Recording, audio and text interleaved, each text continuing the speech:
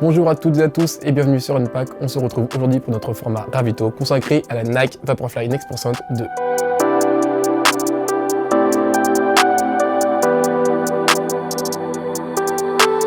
Disponible depuis le 25 mars dernier, cette version était très attendue, mais on verra qu'elle ne possède pas de gros changements. Visuellement déjà, pas de gros changements par rapport à la première version.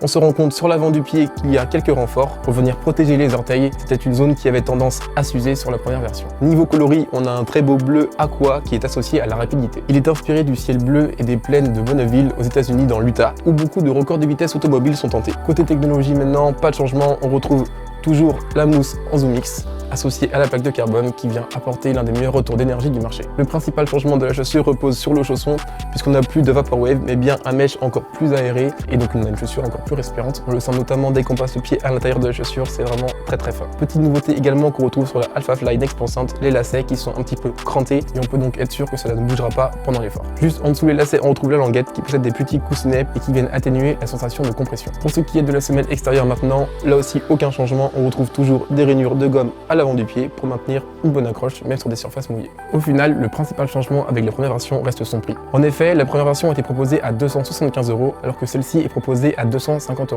On peut expliquer ça par le fait que Nike s'aligne sur les prix du marché où la plupart des concurrents proposent leur modèle à 200 voire 250 €. Maintenant, on va voir à qui s'adresse cette chaussure de compétition. Évidemment, à ce prix-là, cette chaussure n'est pas conseillée pour tous les types de coureurs. Comme pour toutes les chaussures à plaque de carbone, c'est un modèle de compétition, elle n'est donc pas adaptée à tous les types de courses. En effet, elle sera privilégiée sur des 10 km allant jusqu'au marathon, mais avec des allures élevées. C'est la fin de ce ravito. Vous avez désormais toutes les informations sur cette chaussure. N'hésitez pas à liker, vous abonner et nous dire en commentaire ce que vous pensez de cette Nike Vaporfly Next% 2.